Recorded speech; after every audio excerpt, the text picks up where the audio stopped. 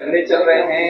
रामदास कदम जो है वो रविंद्र चौहान के बारे में बोल रहे हैं, कभी बीजेपी वाले अजित पवार पर काले झंडे दिखा रहे हैं। देखिए, महायुति नाम की जो खिचड़ी पक गई है महाराष्ट्र में, वो पूरी खिचड़ी अगर आप देखेंगे तो किसी से कोई मेल नहीं है। खिचड़ी पकाने की कोशिश जरूर हो गई, एनसीपी को तोड़कर, शिवसेना को तोड़कर, लेकिन आपस में इतने झगड़े चल रहे हैं उसमें। खास करके देवेंद्र फडणवीस जी उनके साथ दिखते हैं लेकिन उनके साथ नहीं है। बीजेपी परिवार एकनाथ शिंदे और अजित पवार जी के साथ नहीं है। कल तो एक मंत्री को मारने की भाषा चली, फिर मंत्री ने कहा मैं आपको मारूंगा, ये शिंदे गढ़ के एक नेता को। अजित पवार को उनके ही डिस्ट्रिक्ट में बीजेपी ने काले झंडे दिखाए। ये पूरे महाराष्ट्र में हो रहा है। ये लोग अब चुनाव को एक साथ जाने की भाषा करते हैं, करने दो। लेकिन एक ऐसी सरकार चल रही है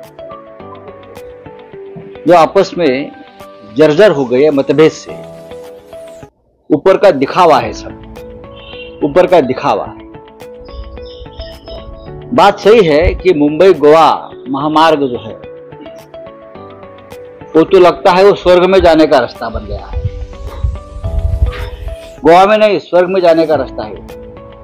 और पूरे मुंबई में, ठाणे में, नासिक में, आप कहीं भी जाइए यही हाल है रास्तों। इसलिए कि ठेकेदारों से पैसा और कमीशन लिया जाता है। ठेकेदारों से सिर्फ कमीशन और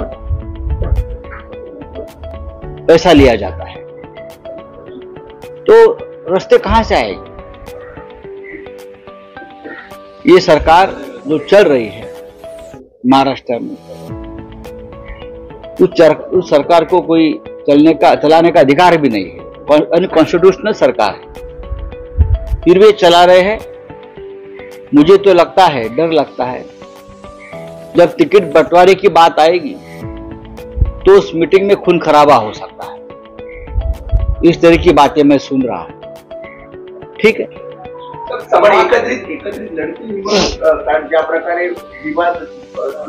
मी असं ऐकतोय की अजित पवारांना बाहेर काढण्याचे प्रयत्न सुरू आहेत आणि ही शिंदे गटाची भूमिका आहे, नाहीतर ह्यांच्या वाट्याला जागा कमी येत आहेत।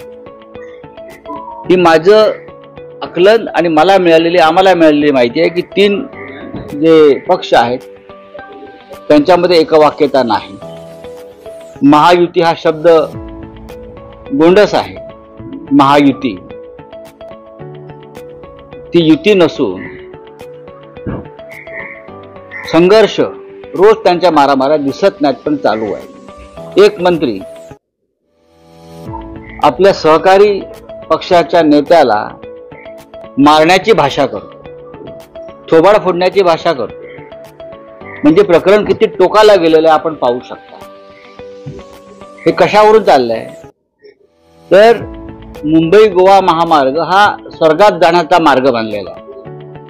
मुंबईतले अनेक रस्ते, कोकणातले रस्ते, मुंबई नाशिक रस्ता आपण जाऊन पहा, म्हणजे ठेकेदारांकडून कशी लूट सुरू आहे या महाराष्ट्रात। PWD, सार्वजनिक बांधकाम खातं, नगर विकास खातं या शिंदे गटाच्या ATM मशीन बनलेल्या आहेत, त्याच्यामुळे कामं होत नाही। सरकार हे फक्त पैशाच्या मागे लागले आहे। अनेक खड्ड्यांवरती अपघात होऊन लोक मरण पावलेली आहेत। आणि ज्या मंत्र्यांविषयी शिंदे गटाच्या नेत्यानं सांगितलं त्या रस्त्याच्या बाबतीत ते सत्य तर आहेच, पण प्रकरण मारामारीपर्यंत गेलेलं आहे। जागा वाटपावरून मारामाऱ्या होणार आहेत त्यांच्या। उद्या जेव्हा हे 3 पक्ष एकत्र येतील जागा वाटपा संदर्भात, तेव्हा त्यांच्यामध्ये मारामाऱ्या होतील, एकमेकाच्या जागा पाडल्या जातील। जागा वाटपाच्या बैठकीत खून खराबा होऊ नये एवढीच आमची अपेक्षा आहे. किशन सिद्दीकी आणि नवाब मलिक काल अजित पवारांसोबत दिसले. किशन सिद्दीकीवर अजूनही काँग्रेस कारवाई करत नाही, फक्त कारवाई केली जाईल. माझा प्रश्न असा आहे या सगळ्यात, किशन सिद्दीकीच्या विषयी हा त्यांचा प्रश्न आहे. काँग्रेस आता मुळातच विधानसभेचं आता मुदतच संपत आली आहे, पण नवाब मलिक यांच्याविषयी म्हणा तर त्यांच्यावर मुळात कारवाई सुडानच केली होती, जसे आमच्यावर केली. नवाब मलिक हे फक्त देवेंद्र फडणवीस आणि काही लोकांवर सातत्यानं पुराव्यासह बोलत होते. त्यांनी असे काही खळबळजनक पुरावे समोर आणले, त्याच्यामुळेच नवाब मलिक यांच्या विरुद्ध देवेंद्र फडणवीस यांनी ईडीची कारवाई, सीबीआयची कारवाई, NIAची कारवाई करायला भाग पाडले. आज नवाब मलिक सरकारमध्ये प्रश्न इतकाच माझा आहे देवेंद्र फडणवीसांना, जेव्हा नवाब मलिक हे विधानसभेत सरकारी बाकावर बसले होते, तेव्हा देवेंद्र फडणवीस यांनी अजित पवारांना एक नीतिमत्तेचा पुळका येऊन फार मोठं पत्र लिहिलं होतं की हे कसं योग्य नाही, त्यांच्यावर कशा केसेस आहेत आणि त्या कुठल्या प्रकारच्या आहेत, भारतीय जनता पक्षाच्या त्यांच्याविषयीच्या भावना काय आहेत. देवेंद्र फडणवीस यांनी एक ते पत्र मागे घ्यावं.